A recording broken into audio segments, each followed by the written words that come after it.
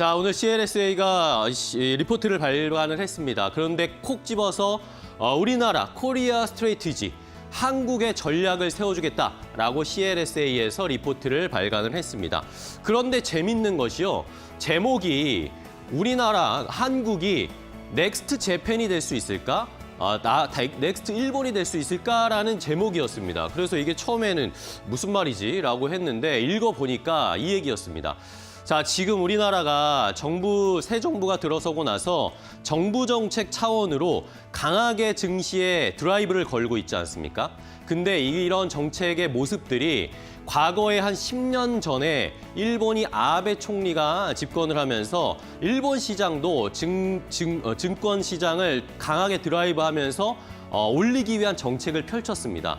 근데 그 정책이 우리가 하는 것과 과거에 일본 하는 것이 사실 굉장히 비슷하거든요. 그러니까 지금 해외에서는 일본처럼 지수가 이런 정책을 펼치면 한국도 올라갈 수 있지 않을까라는 기대감이 좀 있는 겁니다. 뭐 일례로 설명을 구체적으로 드리면 일본은 실제로 이 10년 가까이의 플랜을 추진하면서 지수가 거의 10배가량 올랐습니다. 그러니까 이것에 대한 기대감이 큰 거죠. 우리나라, 한국도 그러면은 일본처럼 10배 갈 수 있을까? 그러면 수익을 굉장히 극대화할 수 있는데 그러면 한국에 대한 투자 전략 어떻게 세워야 되지? 자연스럽게 이렇게 생각의 고리가 펼쳐지고 있는 것입니다. 자, 이러면서 일본과 우리나라의 상황을 좀 비교했습니다. 일본은 그 당시에 정책을 시작할 때 이런 소유구조, 기업들의 소유구조가 분산되어 있고 산업구조도 약간 파편화되어 있었습니다. 그러니까 일본에도 어쨌든 재벌 이런 형식이 있긴 했지만 기업들의 재벌 해체를 하면서 구조조정을 하고 상호 출자 해소를 거치면서 소유가 분산되는 효과, 더 분산되는 효과가 나타나면서 그 틈새를 행동주의 펀드나 외국계 자금들이 들어갈 수 있는 그런 틈새가 생겼던 겁니다. 거기에 들어가면서 그런 전체적인 증권이 활성화되고 지수가 올라가는 그런 여력이 생겼던 겁니다.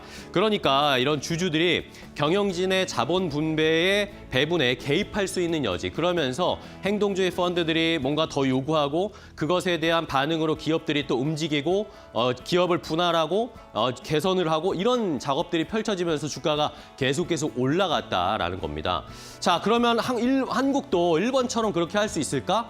근데 아니다라고 결론을 내렸습니다. CLSA에서는요. 왜냐하면 우리나라는 대기업에 굉장히 집중되어 있는 산업이 구조가 형성되어 있잖아요. 우리가 흔히 생각하는 뭐 삼성, SK, LG, 현대차 이런 대기업들이 시장을 꽉 잡고 있고 그리고 모든 산업이 여기 대기업들에게 집중되어 있는 것이 일본처럼 이런 식으로 틈새를 파고 들어가기가 쉽지 않을 거다.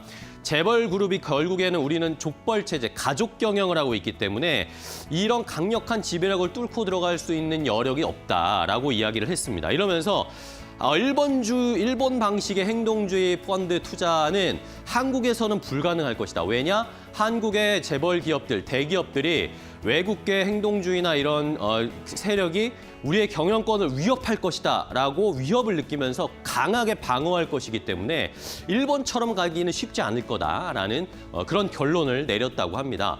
자, 그렇다면 한국은 어떻게 행동주의 펀드들이 한국에 공격적으로 투자를 할 수 있을까요? 다음 페이지를 보시면요.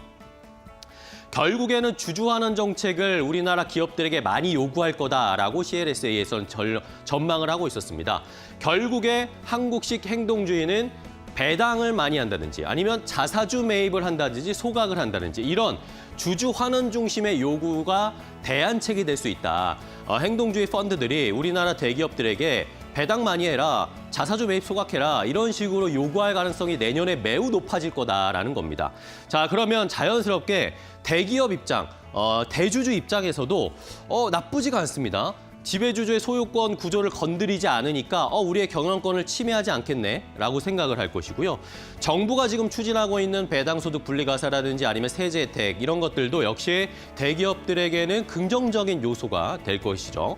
자, 이러면서 결론적으로 이러면 대기업의 대주주들, 가족 경영을 하고 있는 대주주들도 좋은 상황이 펼쳐지고 우리같이 투자하는 소액주주들도 좋은 상황이 펼쳐진다는 겁니다. 일단은 대주주 같은 경우에는 부가 거의 지분, 주식 지분에 아니면 기업의 지분에 묶여 있는 상황이 많고요.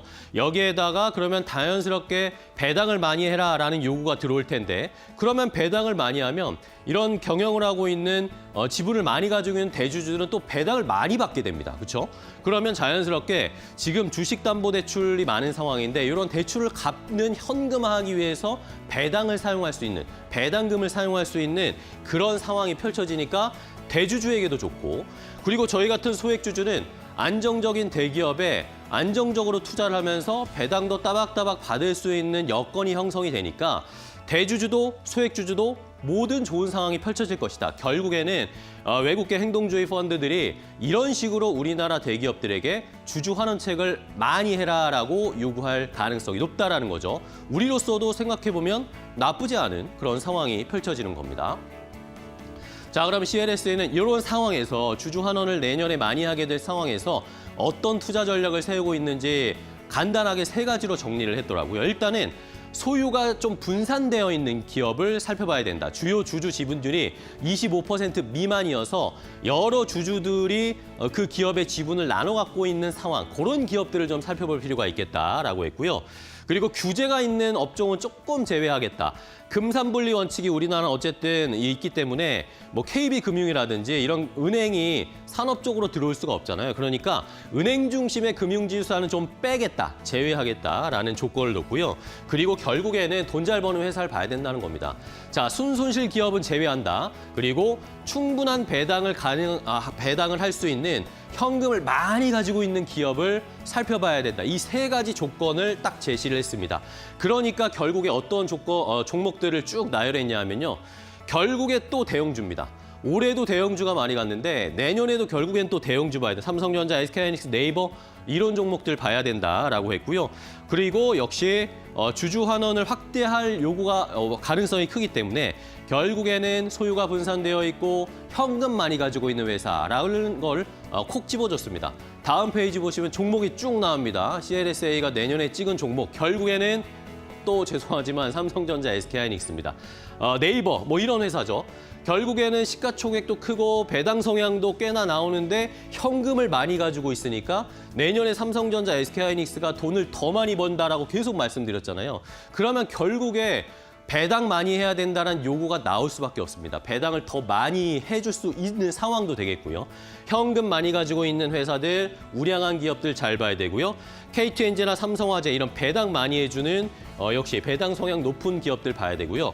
포스코홀딩스가 좀 특이했는데 포스코홀딩스는 배당 성향은 매우 높지만 순현금, 지금 현금 여력은 별로 없습니다. 그런데도 왜 꼽았냐? 오히려 지금 배당을 못하는 상황에서 내년에는 좀 개선이 되면서 배당을 많이 해줄 수 있는, 조금씩 늘려갈 수 있는 그런 배당이 성장할 수 있는 여건을 가지고 있는 회사이기 때문에 포스코홀딩스를 잘 봐야 된다라는 그런 의견도 제시했습니다.